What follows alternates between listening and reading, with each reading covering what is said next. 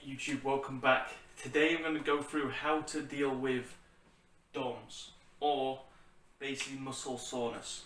Okay, how you deal with that, how you go about making sure that muscle soreness isn't an issue, is basically then going to allow you to train as best as you can. Okay, because we've probably all been there where muscle soreness has been so bad following a session that it then actually stops us from potentially training that next day or doing whatever we want to do from an activity point of view that next day, or maybe even a few days. Okay, and when that happens, that's obviously setting us back, right? So I'm going to walk you through now a few things you want to consider and do to make sure that muscle soreness isn't going to set you back.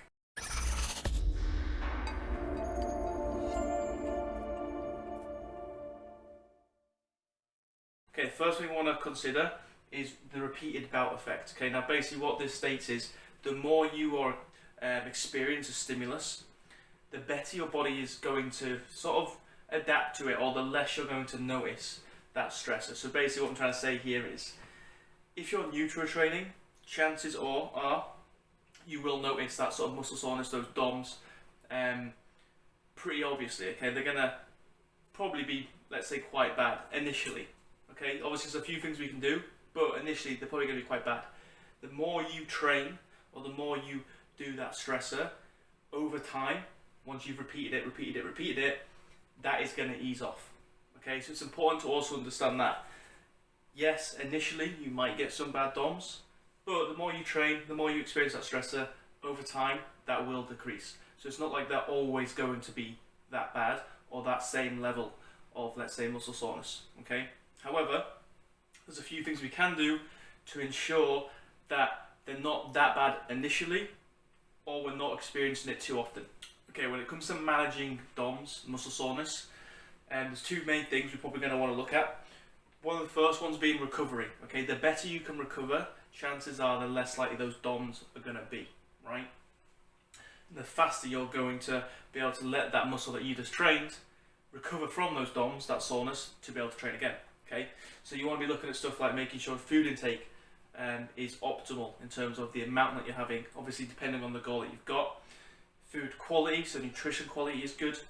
Sleep quality, you want to make sure sleep's good. Volume, which we're going to go on to in a minute.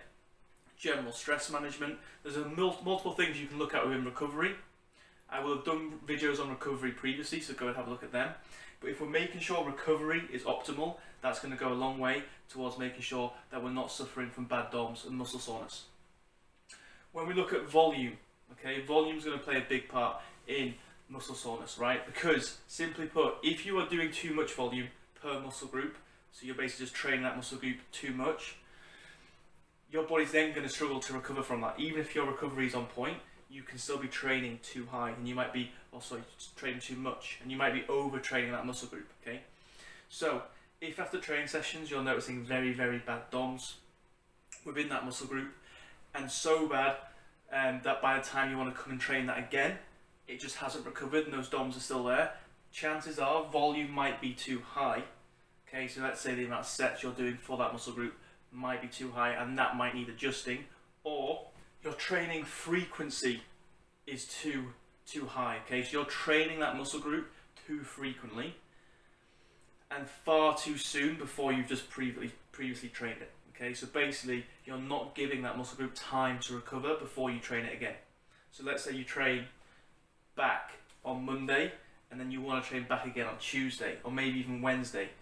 You're not giving it long enough to recover before you train it again. So if you're experiencing DOMS, muscle soreness, still within that muscle group, you're probably not giving it long enough, or, like I said, your volume's too high, or your recovery is not good enough. Okay, there's going to be multiple factors here, but I would say you want to give it at least a day, probably even two, before you try and train that muscle group again. So these are three things that are going to contribute to DOMS and things you have to take into consideration, right? So number one, just understand that over time, when you do train that muscle group and you experience that stressor, your body will become, let's say, better, or you won't experience the DOMS muscle soreness as badly. That's just the repeated bout effect. Okay, so if you're new to training and you're experiencing relatively, let's say, bad DOMS, or you're noticing the DOMS, it might not be a huge red flag initially. However, if it continues and you're still struggling from it, we need to make sure, one, volume is decent, it's not too high. We need to make sure 2, recovery is good. We're doing everything away from training to help us recover as best as we can. And 3, we need to make sure that our frequency is not too high and we're giving ourselves time to let that muscle group recover before we train it again. Hopefully this video helped. If you do have any questions, if this is something you really struggle with yet you're still doing all these 3 things, please do drop a comment down below and I can get back to you. If you did find it helpful, please do drop a like. And if you haven't already, please do subscribe. I'll catch you on the next one.